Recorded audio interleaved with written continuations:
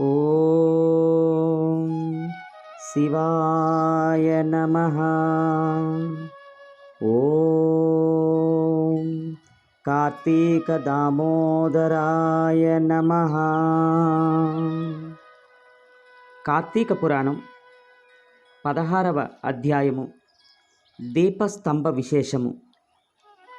జనక మహారాజా, ఈ కార్తీక మాసంలో చేయు పుణ్యకార్యములు అనంతమైన ఫలితాన్నిస్తాయి. ఈ కార్తీకంలో ఏ విధమైన వ్రతాలు ఆరాధనలు చేయని వారు ఘోర నరకాన్ని పొందుతారు. శుక్లపాడ్యము మొదలు ప్రతిదినం మొత్తం 30 రోజులు రోజుకొక దీపాన్ని ఆలయ ద్వారం వద్ద కానీ దైవ సాన్నిధ్యం వద్ద కానీ ఉంచిన వారు దైవ సాన్నిధ్యాన్ని పొందుతారు.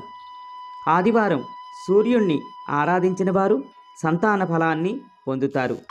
దక్షిణ తాంబూలాలతో నారికేల ఫలాలు దానం చేస్తే సద్బుద్ధి కలిగి జ్ఞానవంతులై వర్ధిల్లుతారు.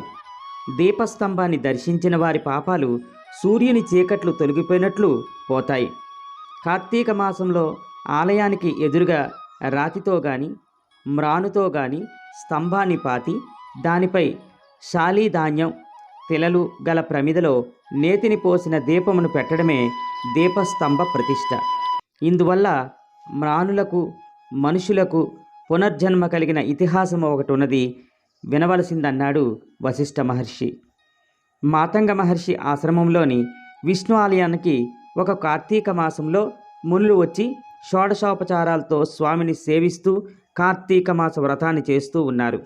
వారిలోని ఒక వృద్ధ మునీంద్రుడు వారిని ఉద్దేశించి, మునులారా, వచ్చే కార్తీక పౌర్ణమి నాడు ఆలయమందు దీపస్తంభాన్ని ఉంచుదాం, అది పుణ్యప్రదమైనది కదా అన్నాడు. అందుకు ఆ మునులంతా అంగీకరించారు.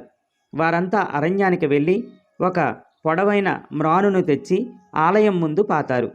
శాలీధాన్యం తిలలతో కూడిన నేతి ప్రమిదతో దీపాన్ని వెలిగించి స్తంభంపై ఉంచి భక్తితో ప్రదక్షిణలు నమస్కారాలు చేశారు. అనంతరం వారంతా పురాణ కాలక్షేపం చేస్తూ ఉన్నారు. అంతలో దీపస్తంభం ఫెలఫెలమంటూ విరిగి పడింది. ఏమిటిలా జరిగిందని చూస్తూ ఉండగానే అందులోంచి ఒక మనుష్యాకృతి ఆవిర్భవించి ముందుకు వచ్చి నమస్కరించి నిలబడ్డాడు. మునులందరికీ ఆశ్చర్యం కలిగింది. పుణ్యపురుషులారా, నేనొక బ్రాహ్మణుడను. నా పేరు ధనలోభుడు. సిరి సంపదలకు లోటు లేని సంపన్నుడను. కులవృత్తి కానీ కులాచారాలు కానీ నేనెరుగను. దాన ధర్మాలు దైవ కార్యాలు ప్రసక్తే నాకు లేదు.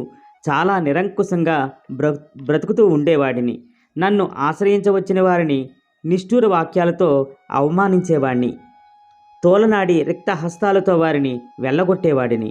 పిల్లలు స్త్రీలు వృద్ధులు అనే భేదం లేకుండా హీనంగా నిర్దయగా చూసేవాడిని. అందువలన నేను అనేక జన్మలెత్తి నరక యాతనలు అనుభవించాను.